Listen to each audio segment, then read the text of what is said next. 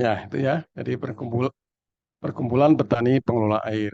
Kenapa harus bentuk perkumpulan petani pengelola air? Itu karena yang utama adalah bahwa air itu mengalir dari hulu ke hilir, ya, sehingga harus dalam satu daerah aliran sungai harus dikelola secara bersama-sama, ya.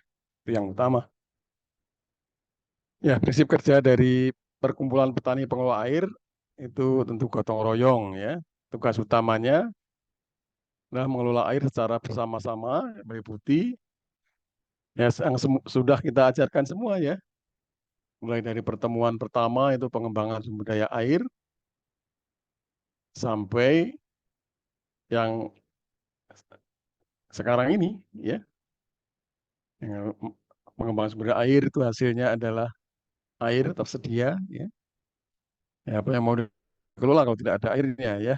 Apa yang mau dilakukan irigasi kalau tidak ada airnya, ya. Pertama-tama harus bisa menyediakan air, ya. Itu dengan kegiatan pengembangan sumber daya air, ya. Setelah itu baru kita menghitung kebutuhan air tanaman, kebutuhan air irigasi, ya. Kemudian, karena jumlah air itu terbatas, maka bisa saja pemberian air itu diatur tidak secara bersamaan, tapi dengan sistem golongan, ya, sistem giliran, sistem pasten. Nanti kita jelaskan.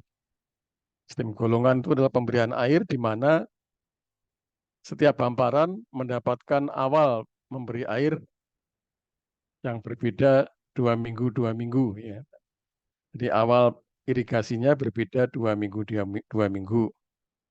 Sistem giliran itu sistem pembagian air berdasarkan jadwal irigasi yang dihitung menggunakan prinsip rumus interval irigasi atau frekuensi irigasi.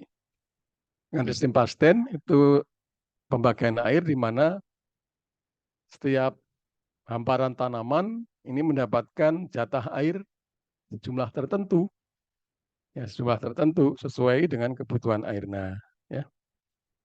Tentu juga ada kegiatan lain menyusun pola tanam, nanti kita jelaskan pola tanam itu apa. Mengelola jaringan irigasi, mengelola jaringan drainase, dan juga memantau kualitas air irigasi, ya. Yaitu antara lain yang utama kegiatan dari tani pengelola air. Ya, perkumpulan petani pengelola air itu yang sudah ada di Indonesia itu terutama yang pertama yang dibentuk oleh Kementerian PUPR, dulu Kementerian Pekerjaan Umum, ya.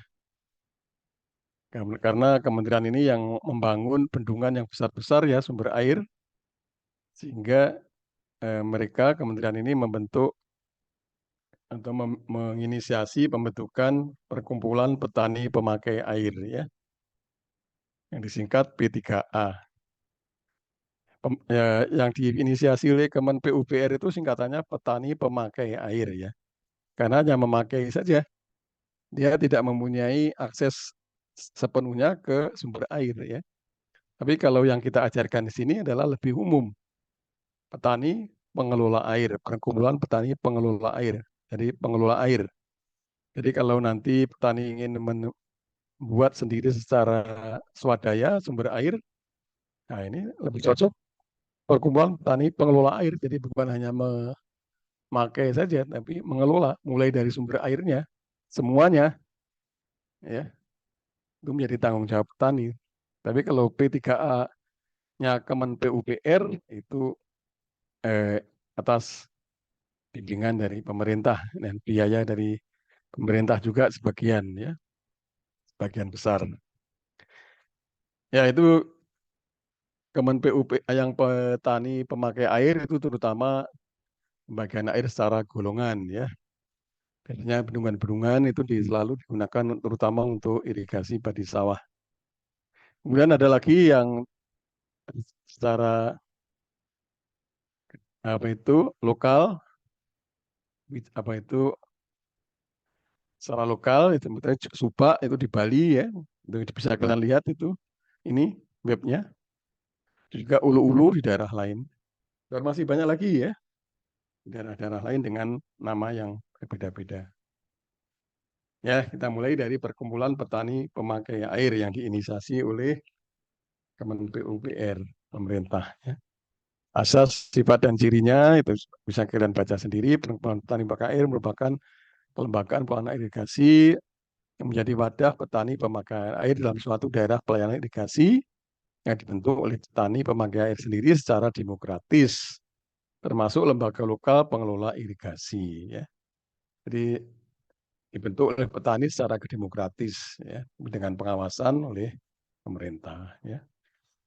Nah ini setiap daerah bisa bermacam-macam. Kalau di Jawa Barat P3A Mitra Cai, Jawa Tengah Dharma Tirta, Jawa Timur Hipa, Sulawesi Selatan Mandurwe, di Bali Subak. Ya, ya ini kalian sendiri. Organisasi perkumpulan petani pemakai air ini bersifat sosial ekonomi budaya dan berwawasan lingkungan serta berasaskan gotong royong. Ya. Perhatikan, ini perkumpulan petani pemakai air terbagi atas mulai dari yang paling kecil sampai yang paling besar. Yang paling kecil itu perkumpulan petani pemakai air atau P3A tunggal. Itu wilayahnya daerah tersier, hamparan tersier.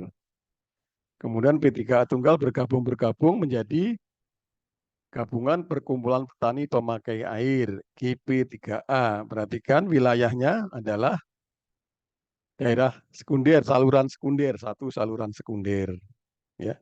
Kalau P3A satu saluran tersier, GP3A satu saluran sekunder. Saluran sekunder itu berasal dari kumpulan tersier-tersier.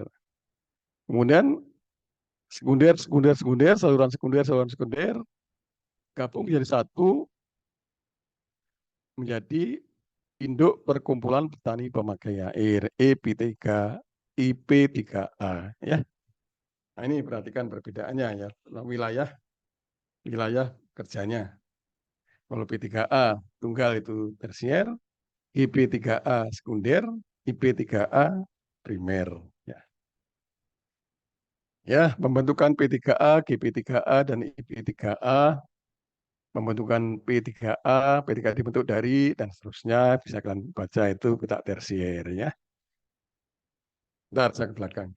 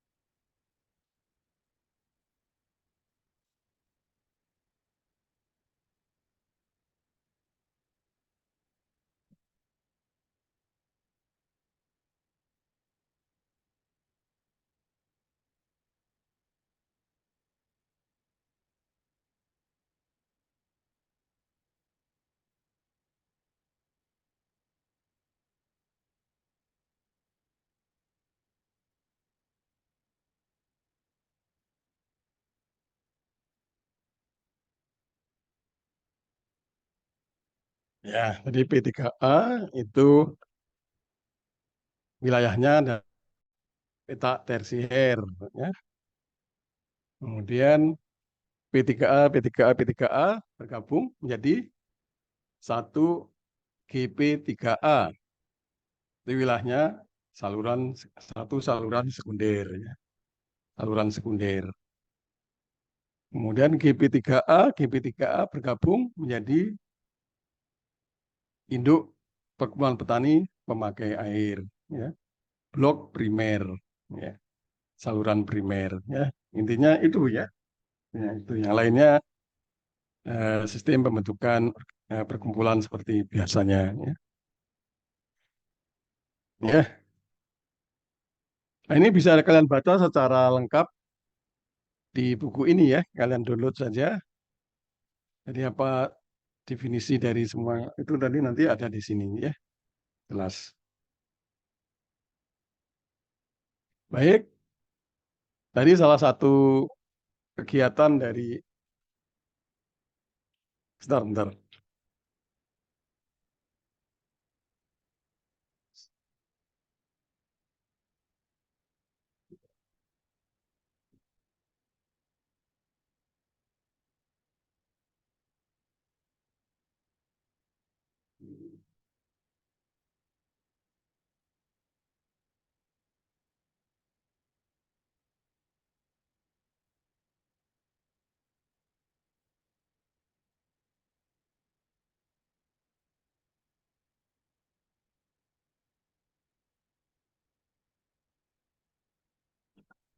Baik, kita lanjut. Salah satu tugasnya tadi, perkumpulan petani pemakai air itu merencanakan kebutuhan air tanaman ya. Ini biasanya P3A itu sebagian besar untuk padi sawah. Nah, ini sudah kita ajarkan bagaimana menghitung kebutuhan air untuk padi sawah ya. Nah, kemarin itu ini kita ulas lagi. Ada mulai penyiapan lahan, evapotasi sudah kita bahas, perkulasi, gantian lapisan air itu juga eh, prinsipnya itu kalau mau memupuk kan biasanya dikeringkan, yaitu ada pergantian lapisan air ya. Kalau kita eh, tidak kita bahas ya, karena kita menghindari ini pergantian lapisan air ini, jadi dibiarkan saja dengan interval irigasi ini tidak perlu lagi. Sudah hujan efektif itu sudah kalian bahas, sudah kalian pelajari mungkin di klimatologi, tapi kalau belum ini artinya curah hujan efektif itu yang sampai ke lahan ya. Ya, yang masih perlu kita lihat lagi adalah penyiapan lahan. Ya, penyiapan lahan. Nah, ini bedanya penyiapan lahan atau pengolahan lahan untuk lahan padi sawah dengan lahan kering itu apa? Bagaimana ya? Kalau untuk lahan kering itu lahan diolah pada kondisi kelembapan tanah kurang dari kapasitas lapang ya. Jadi kalau kalian mengolah lahan untuk jagung, kedelai, itu kadar air tanahnya tidak boleh lebih dari kapasitas lapang. Lebih dari kapasitas lapang, hasil olahannya untuk jagung, kedelai, dan lain-lainnya yang dijelaskan itu, tanahnya bukan gembur, malah jadi lumpur dan padat ya. Itu tidak bagus ya. Jadi untuk lahan kering, kepala palawija, itu mengolah tanah pada kondisi kelembapan tanah kurang dari kapasitas lapang ya. Tapi untuk padi berbeda. Justru sebelum diolah, pada saat mengolah, ini kelembapan tanahnya dinaikkan menjadi jenuh air. Jenuh air itu lebih dari kapasitas lapang ya. Ini jenuh air. Jadi tinggi genangannya nol. Jenuh air itu seluruh pori antara partikel tanah sudah terisi oleh air. Tidak ada udaranya ya. Jadi kalau kalian injek tanahnya itu kelihatan airnya. Ini kelihatan airnya kalau kalian injek. Itu jenuh air. Ini kalau kalian injek jenuh air ya. Kelihatan airnya. Ini namanya jenuh air ya. Jadi semua pori-pori di dalam tanah terisi air. Nah, ini baru diolah. Maka salah satu kebutuhannya adalah menaikkan kelembapan dari M awal, nah itu yang menjadi M jenuh air ini. Ya, nanti kita lihat rumusnya. Dari proses ini nanti kita bentuk rumusnya. Kemudian diolah berkali-kali. Ini dibajak berkali-kali sehingga terbentuk lumpur. Terbentuk lumpur, diratakan ini sambil meratakan sambil membentuk lumpur. Nah, ini airnya banyak sehingga digenangi pada saat mengolah ini. Nah, nanti ada kebutuhan air pada persiapan lahan ini untuk menggenangi ini berapa tinggi airnya. Ya. Nah, ini coba kalian perhatikan prosesnya ini. Dari ini sampai ini itu mesti perlu waktu ya. Nah, perlu waktunya itu semakin lama maka kebutuhan airnya semakin besar. Maka dipengaruhi oleh lamanya persiapan lahan. ya. Juga juga pada kondisi tergenang seperti ini, jenuh air ini mesti terjadi perkolasi sehingga ada perkolasinya, ya. Ya, jadi prinsip dari proses ini kalian nanti bisa memahami rumusnya ini, ya. Jadi kebutuhan air pada penyiapan lahan padi sawah itu mulai dari mengairi lahan dari kelembapan awal M awal menjadi M jenuh, ya. Melakukan pengolahan tanah berkali-kali, membaca dan menggenangi, ini kebutuhan airnya, ya. Ya, jadi dari proses tadi dibuat rumusnya, dibuat rumusnya. Ini tidak ada di literatur, ini rumus dari saya ya, dari proses tadi. Jadi M jenuh dikurangi M awal ditambah tinggi genangan ditambah lama penyiapan lahan dikalikan evaporasi plus perkulasi. Nah, semua ini sudah kalian pelajari ya. Semua satuannya dalam milimeter. Masih ingat bagaimana merubah kelembapan tanah menjadi milimeter? Mesti lupa ya. Jadi dari analisis kadar air tanah, persen berat kering, dikalikan berat jenis tanah, dikalikan 10, dikalikan kedalaman olah tanah untuk sawah ini.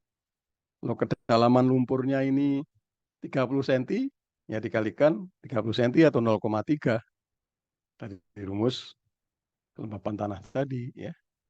Ini bisa kalian lihat ini, kalau satu mata kaki ini satu mata semata kaki kan, kedalaman lumpur kelihatan ini orang ini yang terendam di lumpur kakinya, ya itu kira-kira 30 cm. Ya. Kalau di daerah-daerah lain, saya pernah magang dulu pada saat saya mahasiswa seperti kalian di Jatiluhur. Nah, itu di pinggirnya ini dipakai pelihara ikan. Jadi kalau saya masuk ke sini sampai sampai pinggang itu, wah kok dalam banget. Ternyata ini ada saluran untuk pelihara ikan. Tapi kalau di tengahnya ya paling paling paling dalam selutut ya. Kalau di pinggir ini karena dipakai untuk pelihara ikan jadi dalam ya, ya airnya. Ya itu ya.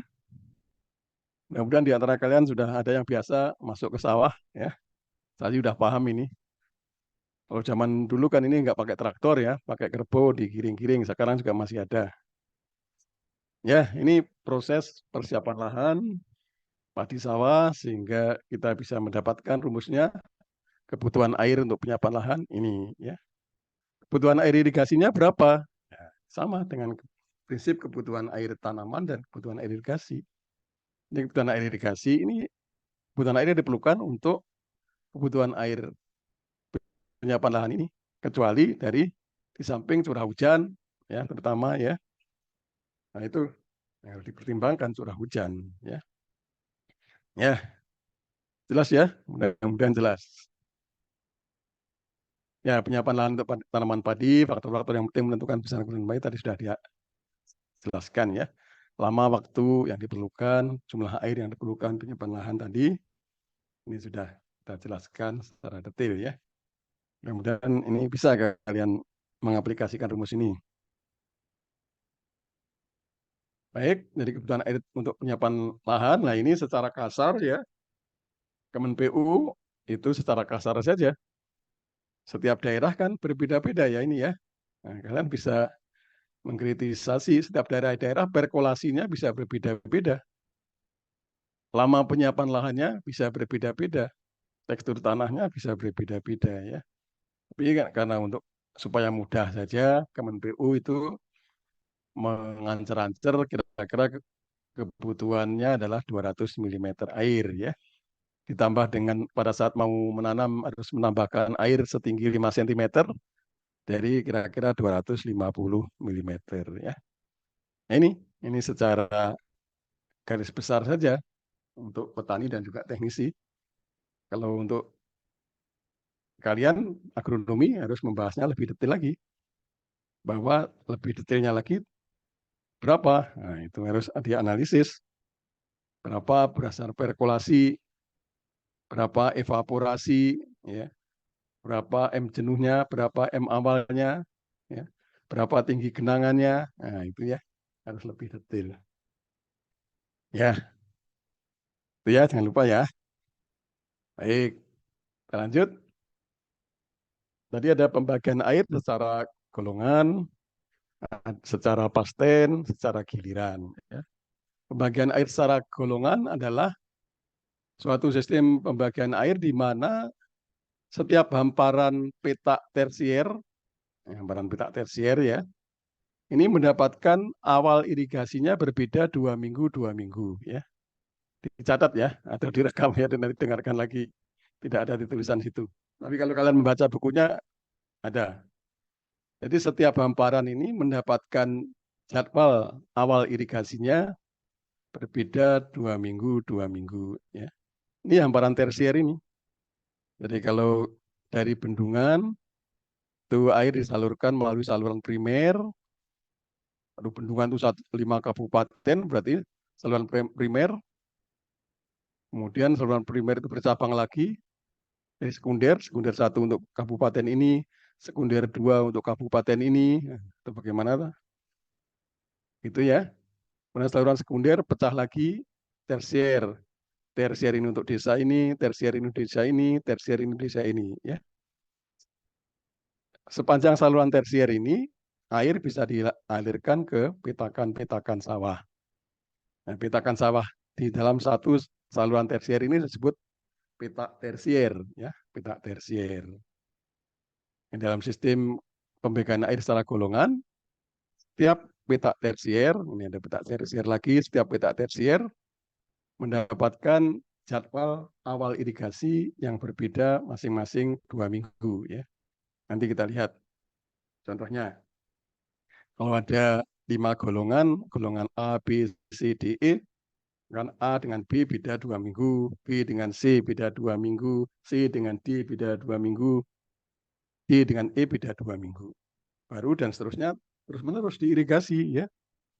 Karena sistem irigasinya ini adalah sistem irigasi terus-menerus. Bukan hanya sekali awal saja. Ya.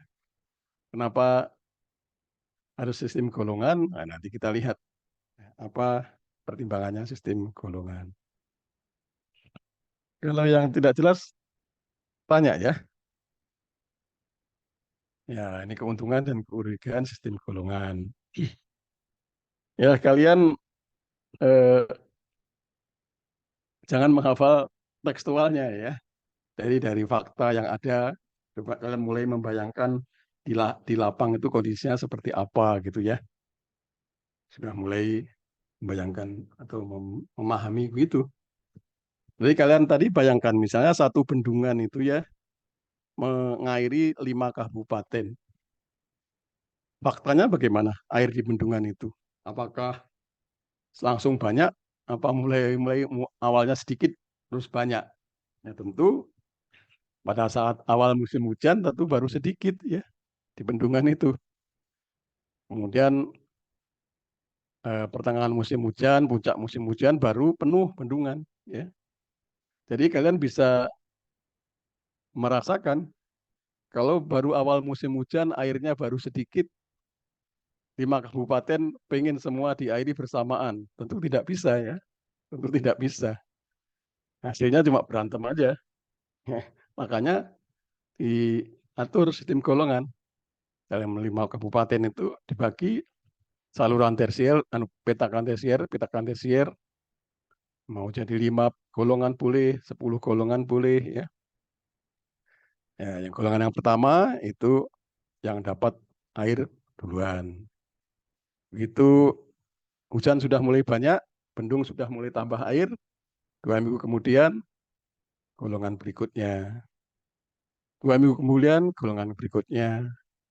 Sampai puncak hujan tercapai, bendung sudah penuh, maka semua sawah di 5 kabupaten tadi sudah diairi. Sudah mulai diairi, sudah diairi ya. Nah, itu pertimbangannya kenapa harus salah satunya menggunakan sistem golongan ya. Selain itu juga bisa kalian rasakan kalau misalnya kalian pengen 5 kabupaten bersamaan. Sedangkan untuk kegiatan yang paling banyak memerlukan tenaga kerja adalah mengolah tanah dan tanam. Nah, itu tentu tenaga kerjanya jadi kurang ya. Kalau 5 kabupaten ingin bersama-sama ya. Tapi kalau satu hamparan dulu, sehingga tenaga kerjanya bisa pindah-pindah. Ya, itu antara lain yang menjadi pertimbangan utama. Ya, pertimbangan utama. Nah, itu ya keuntungan dan kerugian golongan sistem golongan. Ini kenapa harus dibentuk atau pembagian air secara golongan. Kerugiannya juga, kesulitannya juga ada, memang harus secara operasinya harus lebih rumit, jadi harus kerjasamanya harus lebih bagus ya antar petani. Tidak boleh bikin gontok-gontokan, pengen dapat yang pertama dapat irigasi. Karena kalau yang pertama dapat irigasi itu mendapatkan banyak keuntungan ya. Antara lain panennya juga paling awal. Kalau panen paling awal harganya bisa paling tinggi. Ya. Kalau panen raya nanti harganya sama dengan harga dasar pasar petani pemerintah ya. Sehingga untuk keadilan nanti ganti-ganti. Yang pertama kali mendapatkan air di antara golongan-golongan tadi bisa bergantian ya. Ya ini salah satu kekurangan ya, kelemahan dari sistem golongan. Kemudian di sini masih disebutkan juga daur siklus gangguan serangga itu karena setiap saat ada tanaman padi maka itu akan menjadi eh, tantangan ya. Tapi sekarang kan sudah mulai banyak teknologi ya, sudah diperoleh varietas-varietas unggul yang tahan hama penyakit dan juga teknik budidaya yang menyebabkan hama penyakit tidak terlalu banyak menyerang sehingga kendala yang gede ini bisa diatasi ya. Jadi tidak masalah tiga kali dalam 1 tahun menanam padi, bahkan sudah ada yang pengen 4 kali dalam 1 tahun menanam padi. Ya. Yang biasa disebut IP 400 itu artinya dalam 1 tahun 4 kali nanam padi. IP 300 dalam 1 tahun menanam 3 kali padi. Ya. IP 250, nah, pecahan itu gimana? Jadi dalam 2 tahun 5 kali. Ya. Dalam 2 tahun 5 kali. Artinya IP 250. Ya, itu ya. Eh, salah satu kendala dari sistem golongan. Ya, ini jenis-jenis sistem golongan. Sistem golongan ya. Jadi ada 3, golongan vertikal, golongan horizontal, dan golongan yang tersebar. Bagaimana golongan yang vertikal, bagaimana horizontal, dan bagaimana yang tersebar. Ya, jadi pemilihan sistem golongan tadi tergantung dari beberapa hal ini, kesiapan petugas, kemudian P3A, GP3A, pintu air, bendung, mantri air, ya, kedisiplinan petani, kesepakatan rencana tanam, ya, kondisi bangunan irigasi, saluran, pintu, bangunan, atau alat pengukur debit. Ya. Ini semua sudah kita ajarkan ya, alat pengukur debit seperti apa. Masih ingat kan? Alat pengukur debit, kalau lupa ya dilihat lagi pada saat pengembangan sumber air permukaan ya. Kita menghitung debit, alat ukur debit.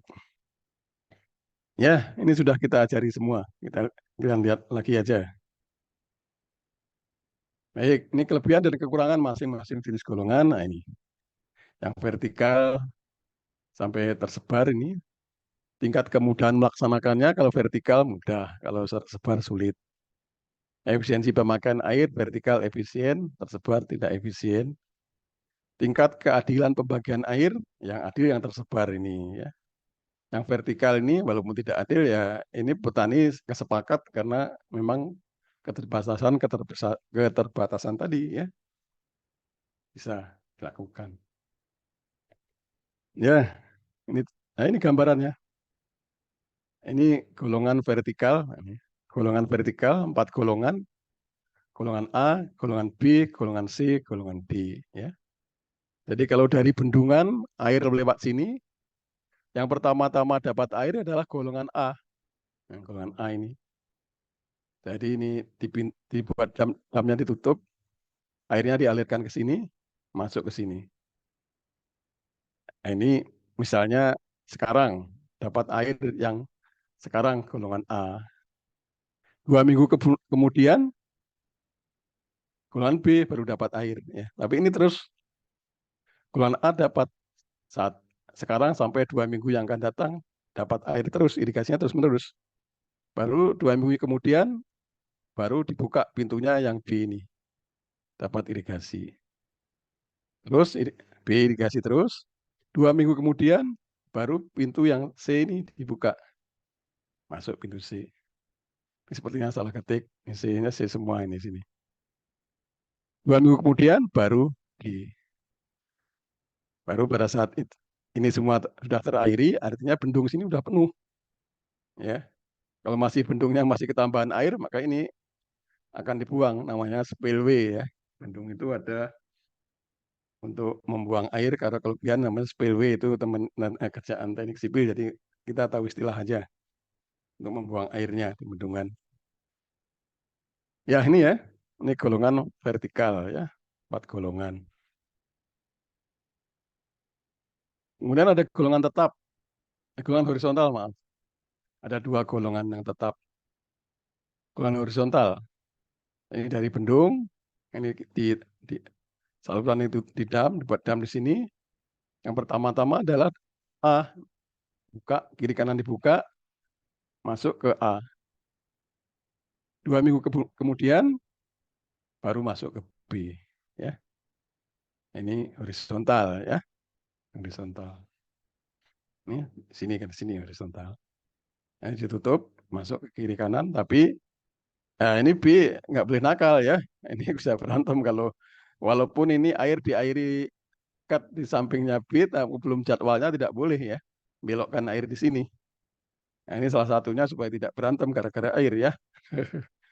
Nah, ini harus di antara petani harus kompak. Nah, ini walaupun ini lewat air sini, ini tidak boleh kalian ngambil airnya. Nah, itu ya. Ya, golongan horizontal. Kemudian golongan tersebar. Nah, ini golongan tersebar ya, ada ABC, ABC ya, 3 golongan.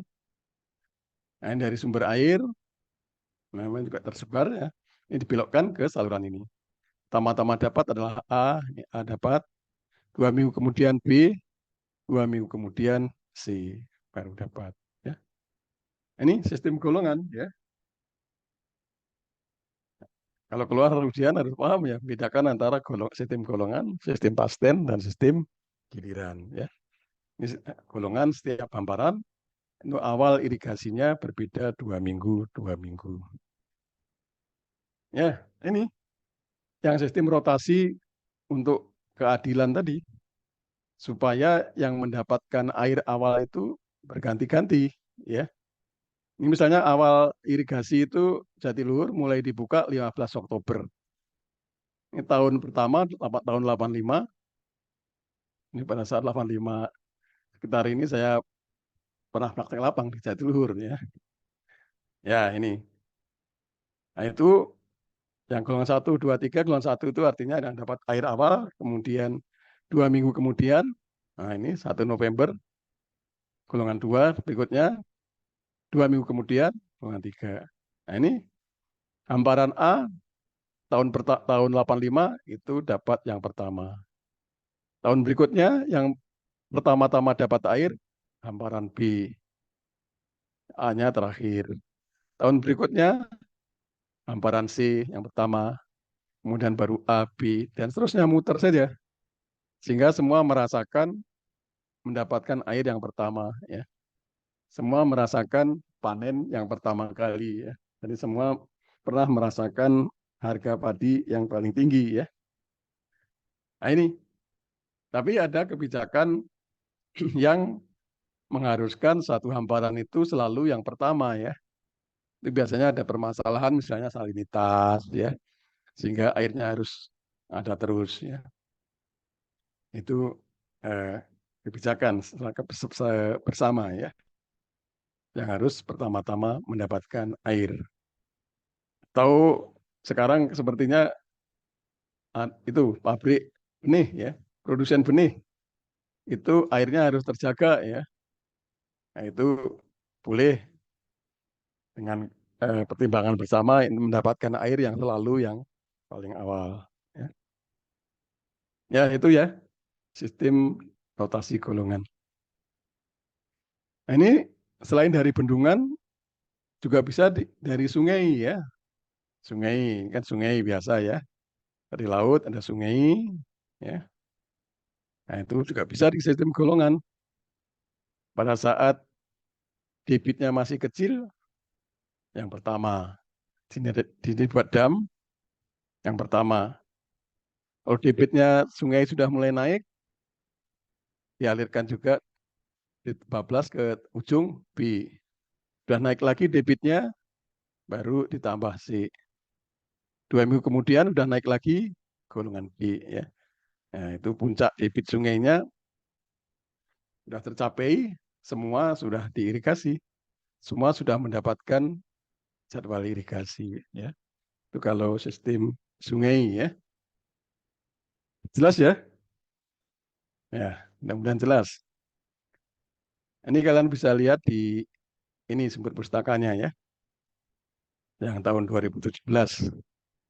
Kalau ada yang lebih baru lagi boleh, tapi sepertinya ini yang terbaru yang ada. Baik, saya ke belakang sebentar.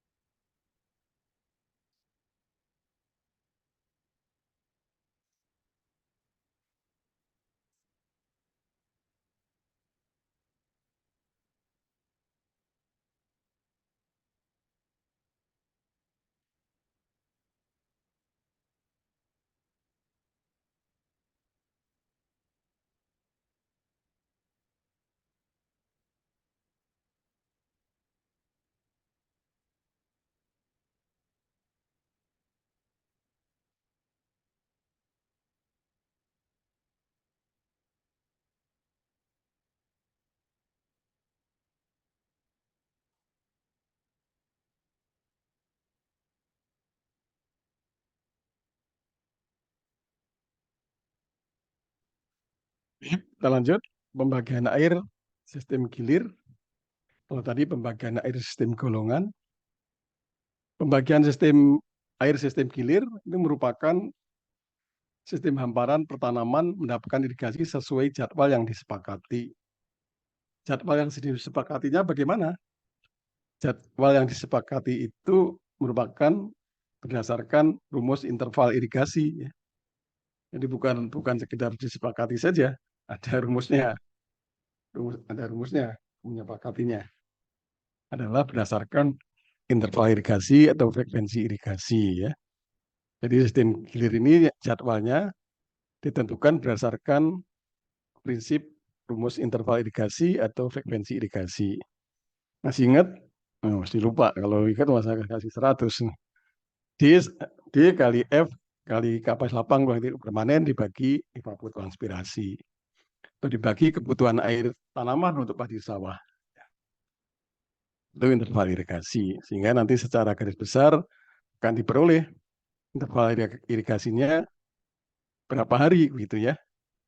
Kalau interval irigasinya 7 hari misalnya biar mudah, berarti gilirnya yang pertama kelompok 1 Senin, kelompok 2 Selasa, kelompok 3 Rabu dan seterusnya. Kelompok 7 Minggu kemudian kembali ke kelompok 1 hari Senin, itu 7 hari ya. Kalau dihitung-hitung ketemu 5 hari, nah itu membaginya kalau di Jawa mudah nih. Pakai hari Jawa ya. Legi, Paing, Pon, Kliwon, Legi, Paing, Pon, Wagi, Kliwon. Nah, pas 5 hari. Kalau di Jawa pakai itu. Legi kelompok 1, Kliwon kelompok 5 ya. Itu. Dan prinsipnya kalian masih ingat kalau kalian menghitung interval irigasi ternyata ketemu 6 hari, berarti boleh diirigasinya 6 hari sekali. Boleh 5 hari sekali ya. Yang tidak boleh 10 hari sekali ya. Tanaman keburu stres ya. Mengalami penurunan produksi dan pertumbuhan secara signifikan. Nah, ini sistem gilir ya. Jadi dibagi jadwalnya berdasarkan prinsip interval irigasi. Ya, ini tahap-tahap menentukan sistem gilir tadi. Kalau misalnya luas lahannya Y hektar, interval irigasi kalian hitung-hitung pakai rumus yang tadi, ketemu F hari. Jadi dalam 1 hari, satu kelompok yang diirigasi itu luasnya adalah Y per F setiap hari. Kelompok taninya dibagi menjadi F kelompok. Ya, tuh. Ini contohnya. Kalau misalnya ada lahan jagung 100 hektar, nah ini sudah banyak dilakukan ya. Dulu di produsen benih jagung di Kediri itu kelas kalian pernah dulu pada saat tugas akhirnya masih ada magang ya, praktek lapang itu praktek di sana, itu menggunakan sistem gilir ini, perusahaan benihnya. Jadi kalau ada sekian hektar, misalnya 100 hektar petaninya, itu dikelompokkan menjadi sejumlah interval irigasinya. Kalau interval irigasinya 7 hari, berarti dibagi 7 kelompok. Ya, jadi jumlah kelompoknya adalah sama dengan interval irigasinya, 7 kelompok. Luas setiap kelompoknya 100 dibagi 7. Jadwal irigasinya karena 7, maka mudah. Senin kelompok 1, Minggu kelompok 7. Kalau 4 kelompok, ya pakai tanggal saja. 1 kelompok 1, 2 kelompok 2, 3 kelompok 3, 4 kelompok 4, 5 kembali ke kelompok 1. Ya. Nah itu. Nah, ini ya, interval sistem irigasi secara hilir.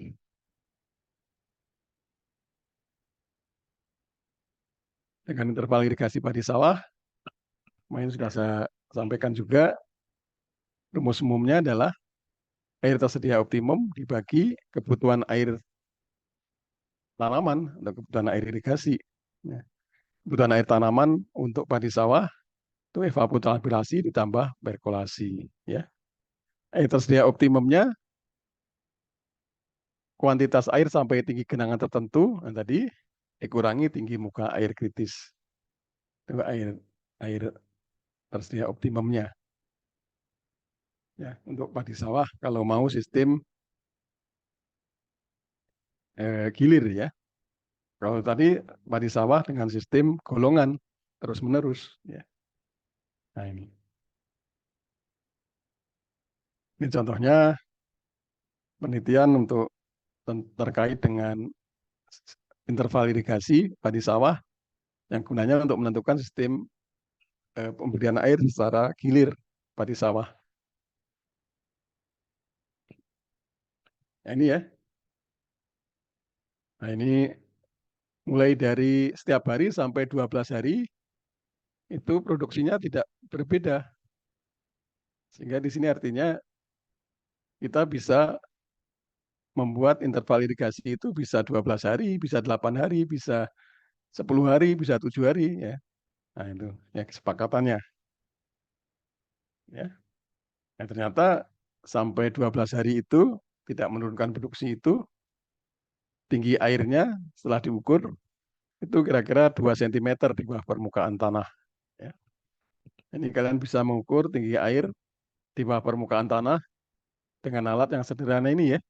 Dari pipa paralon saja kalian potong, kemudian dinding paralonnya kalian gergaji, kalian lubangi.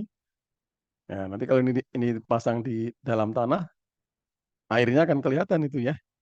Airnya akan kelihatan. Ada berapa sentimeter di bawah permukaan. Ya.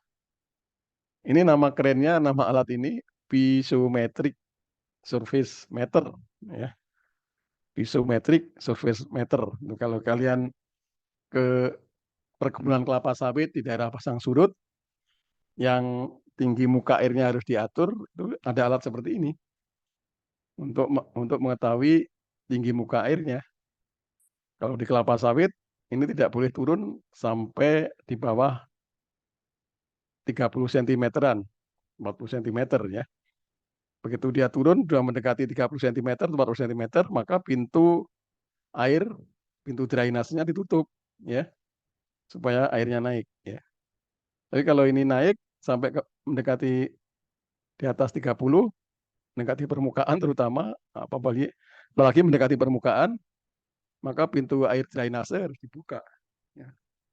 Nah ini, kalau di daerah sana mesti ada divisi khusus pengelola airnya supaya mengatur air ini. Ya.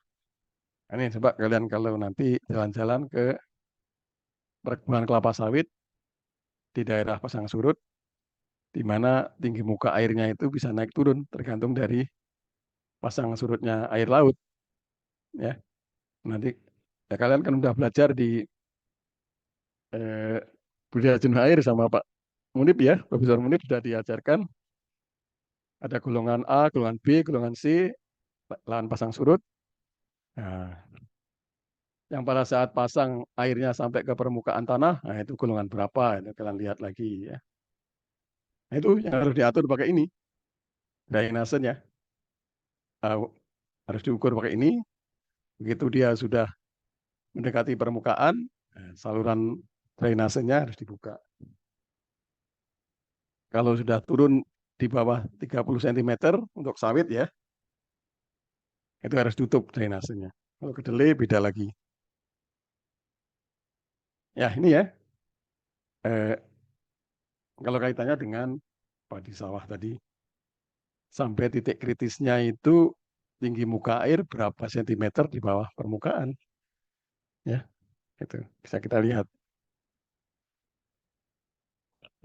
Ya, nah itu tadi sistem pembagian air secara gilir. Yang ketiga, pembagian air secara pasten. Itu setiap hamparan tanaman tertentu mendapat air dengan sejumlah tertentu sebanding dengan koefisien pastennya atau kebutuhan air tanamannya. Ya.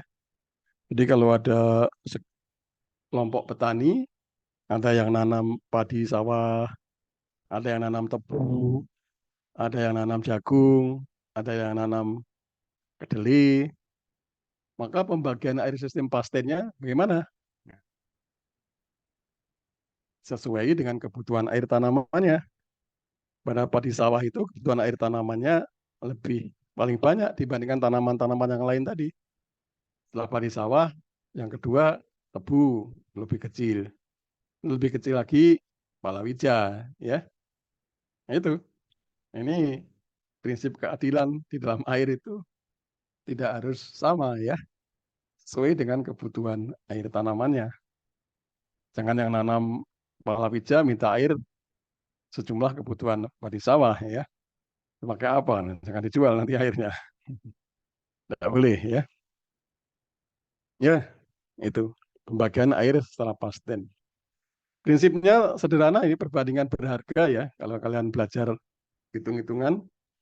Zaman saya dulu aljabar namanya, kalau kalian kalau matematika bandingkan berharga saja. Nah ini dibuat rumus biar lebih mudah ngitungnya, tapi jangan takut dengan rumus ini ya. Ini rumusnya kelihatannya sulit tapi mudah sebenarnya. Ya pertama-tama kita hitung dulu luas relatif tanaman ke I, yaitu luas tanaman ke I dibagi luas tanaman yang sebagai standar dikalikan luas tanaman ke I. Kemudian dijumlahkan menjadi luas relatif total, ya, jumlah dari RRI ini. Baru kebutuhan air total adalah luas relatif total dikalikan kebutuhan air yang tanaman standarnya. Ini adalah palawija. Nah, ini contohnya ini. Ya. Jadi kalau misalnya satu kelompok tani itu ada yang menanam padi sawah seluas 600 hektar, tebu 500 hektar, palawija 300 hektar. Perbandingan kebutuhan airnya atau koefisien pastennya antara padi, tebu, palawija 4 dibanding 1,5 dibanding 1. Kebutuhan air palawija dipastenkan atau dijatahkan, nah, ini 0,25 liter setiap detik setiap hektar. Jadi bagaimana kebutuhan air totalnya? Kalian udah bisa. Kalau nggak pakai rumus pun juga bisa. Perbandingan berharganya 4 dibagi 1,5 bagi 1. Kebutuhan air palawijanya 0,25. Jadi kalau padi sawah untuk 600 hektar berapa? Ya 4/1 dikalikan 0,25 dapat ini. Tebu untuk 500 berapa? 1,5/1 kali ini dikalikan ini. Palawija berapa? Ya 1/1 karena ini dikalikan ini dikalikan ini. Nah, itu kalau nggak pakai rumus, pakai perbandingan berharga ya. Kalau pakai rumus yang tadi ya ini boleh. Dihitung dulu luas relatif total sama 600 kali 4 dibagi 1, 500 kali 1,5 bagi 1, tambah 300 kali 1 bagi 1. Ketemu ini. Jadi kebutuhan air totalnya 0,25 kalikan ini. Ketemu ini. Ya. Nah, itu ya. Jadi kalau kelompok tani yang padi, dia minta airnya berapa? Nah ini 4/1 kali ini. 4 kali ini. Kalau yang nanam tebu, minta air ke bendungnya berapa? 500 dikali 1,5/1 kali ini. Yang palawija minta air ke bendung berapa? 1/1 kali ini dikalikan 300 nanamnya. Itu ya. Nah, ini kalau kalian kelola sendiri dalam satu kelompok tani, ini cara membaginya. Sistem pasten, bikin sistem pasten ini misalnya. Ya, itu ya. Ada yang tanyakan? Jelas ya? Jelas, Pak. Ya. Kita lanjut. Pola tanam. Pola tanam, apa definisi pola tanam? Pola tanam adalah pengaturan tanaman dalam dimensi ruang dan waktu. Contoh dalam dimensi ruang, itu misalnya tebang sari. Satu lahan itu ada 2 atau 3 tanaman lebih, tanaman selah, dan sebagainya. Daskronis sudah ada. Pengaturan dimensi waktu, itu pergerakan tanaman, dalam 1 tahun itu bulan ini sampai bulan ini nanam apa, kemudian bulan ini sampai bulan ini nanam apa, bulan ini sampai bulan ini tanaman apa. Nah, itu dimensi waktu ya, pola tanam juga ya. Ya, ini juga bisa berskalanya lebih besar, nanti kita lihat pola tanam dalam pengertian skala yang lebih besar ya. Ya, prinsipnya di dalam menyusun pola tanam itu pertama ketersediaan sumber air dalam 1 tahun. Harus tahu sumber airnya, kita sudah pelajari ya. Apakah ada sumber air hujan, ada air tanah, air bumi, air permukaan. Dalam 1 tahun dari Januari, tanggal 1 Januari sampai 12 Desember, sampai 31 Desember, bagaimana itu ketersediaannya. Kemudian kita menghitung kebutuhan air tanaman, sudah kita pelajari kebutuhan air irigasinya. Kemudian kita memilih sistem irigasinya, apakah pakai sistem irigasi sprinkler, apa irigasi irigasi basin sawah misalnya, atau irigasi tetes, ya, itu akan mempengaruhi semua pola tanamnya. Kemudian nilai ekonomi hasil tanaman, sering nih nilai ekonomi hasil tanaman. Jadi sekarang sudah tidak zamannya lagi memaksa petani untuk menanam sesuatu, ya. Apalagi itu tanah-tanah petani sendiri, ya. Jadi kita kalau sebagai pemerintah ya memberikan informasi saja. Sering petani kelemahannya tidak mengerti informasi kira-kira tanaman apa yang mahal gitu ya, yang laku pada saat nanti panen, ya. Yaitu informasi itu sangat sulit diperoleh dan juga sangat mahal harganya. Sering cabai misalnya semua memperkirakan kalau hari raya itu cabai biasanya mahal. Wah, semua nanam cabai. Ternyata kebanyakan bentuknya produksinya ya, harganya rendah, ya. Yang gitu-gitu perlunya kelompok tani tadi, ya. Kalau mau, ya, kompromi, ya. Siapa yang tahun ini pengen untung cabai, ya. Tahun depan gantian kelompok tani yang pengen untung nanam cabai, ya. Nah, itu kesepakatan, ya, untuk bersama. Kebutuhan produk tanaman yang pokok tentu diutamakan, ya. Makanya pemerintah membuat bendungan-bendungan itu yang utama sebenarnya untuk padi sawah, ya. Karena itu kebutuhan pokok.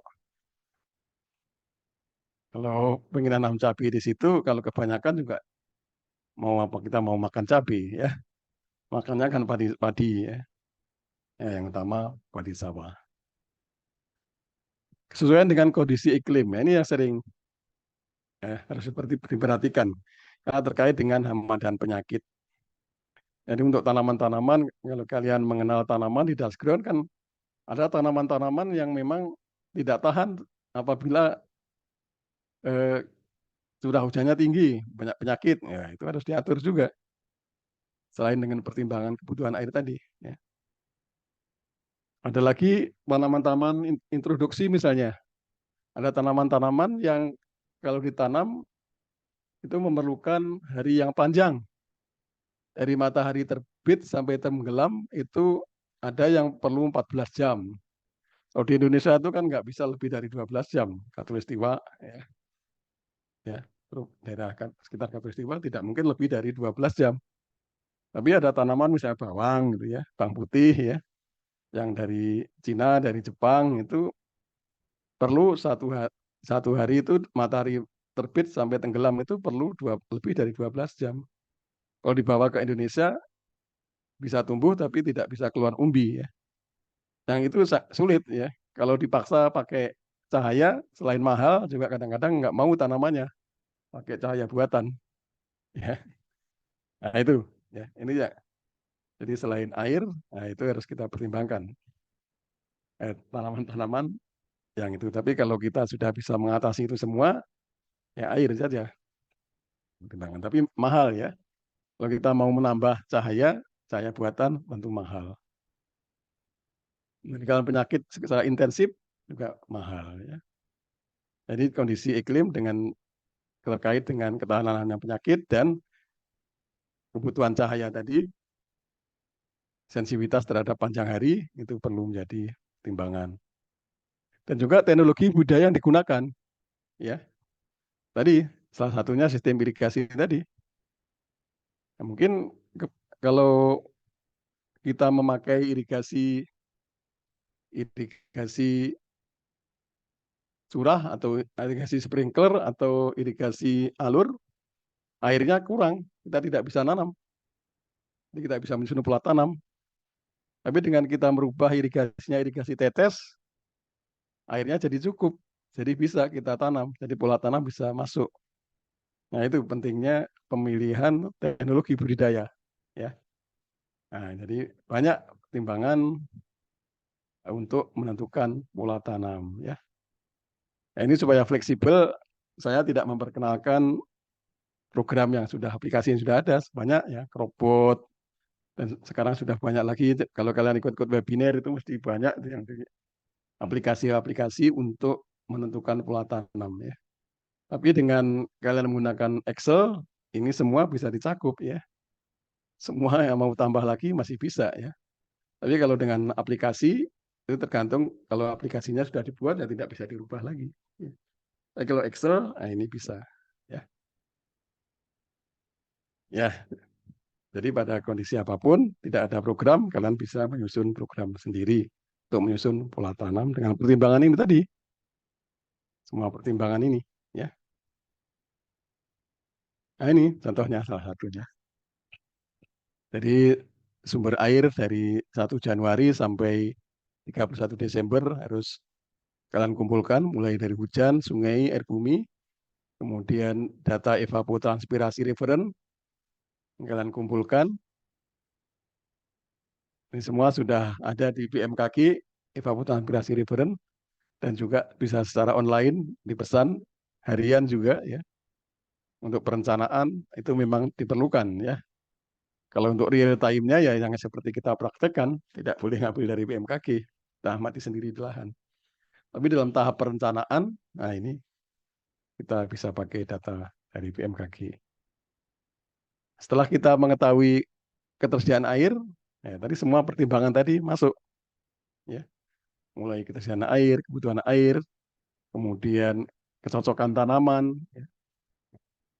Coba kalau ini pada kebutuhan air ini ketersediaan air kan maksimum ini, jadi bisa milih pilihan tanamannya banyak, bisa milih padi, bisa milih sayur, bisa milih tebu dan sebagainya. Hampir semua tanaman bisa di sini.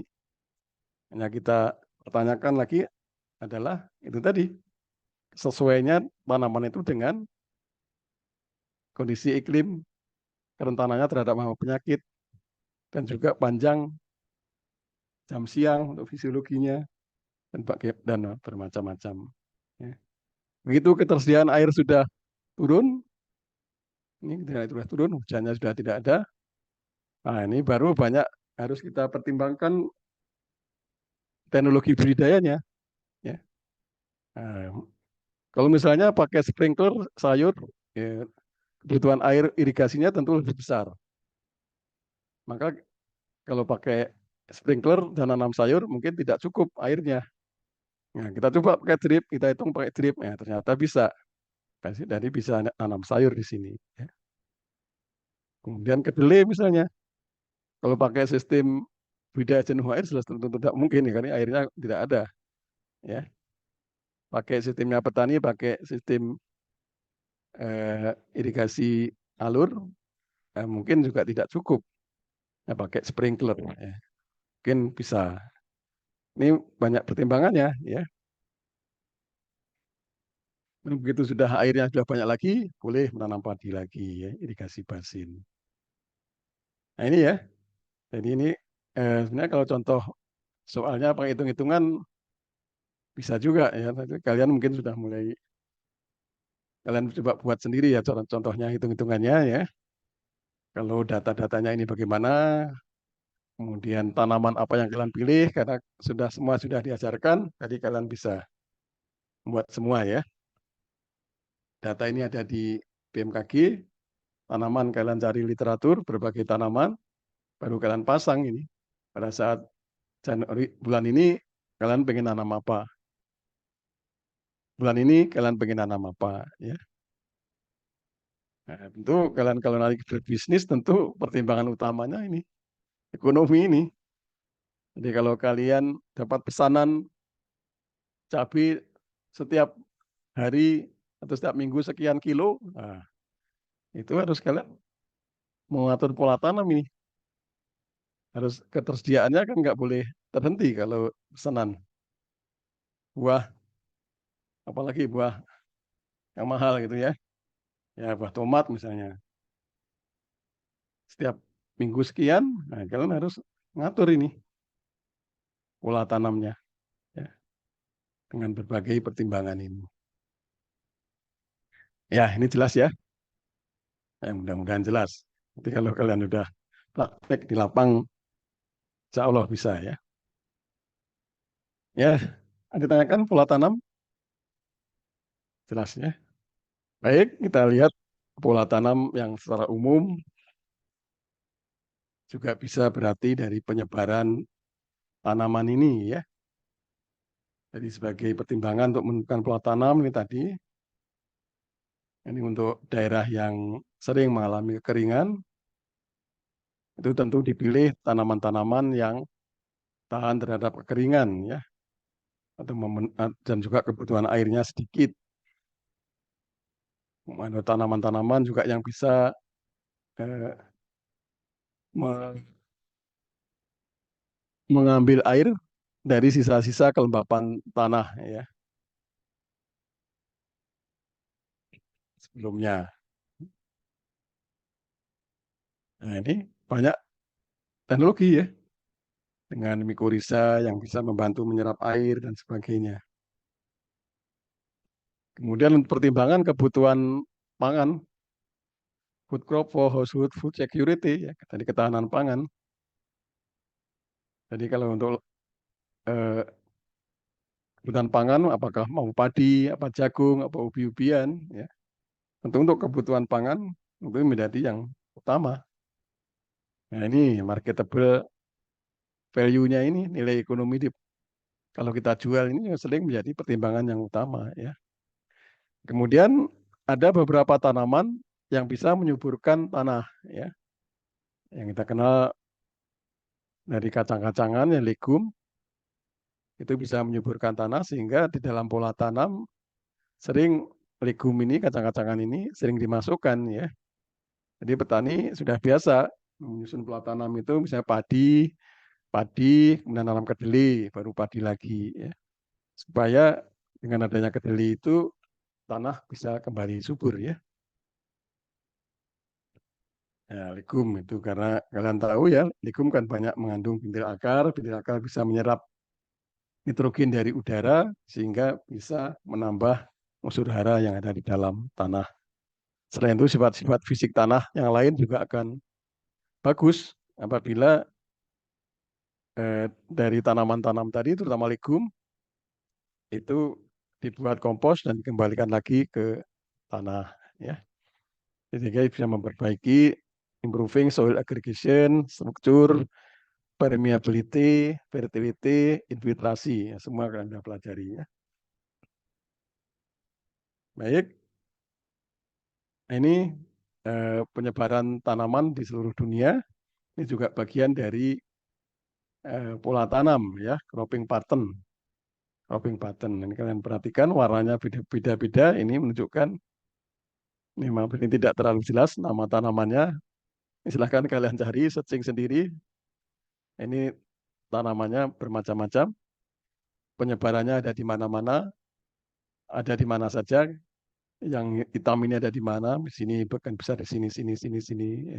Kalau daerah Khatulistiwa itu apa saja yang banyak ya, daerah mendekati kutub sana banyak yang apa ya. Ini daerah,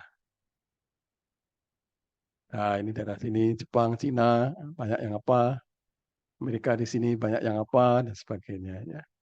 Arab sini, daerah sini banyak tanaman apa ya. Ini Australia banyak tanaman apa, nah, bisa ya. Baik, ada yang ditanyakan? Belum ada, Pak. Ya, baik. Silahkan dipelajari ya. Baik, baik. Kalau tidak ada pertanyaan, mudah-mudahan kalian paham apa yang kita pelajari semua dan bermanfaat dan nilainya bisa bagus. Baik, insya Allah kita ketemu di ujian nanti. Terima kasih. Assalamualaikum warahmatullahi wabarakatuh. Waalaikumsalam warahmatullahi wabarakatuh. Waalaikumsalam warahmatullahi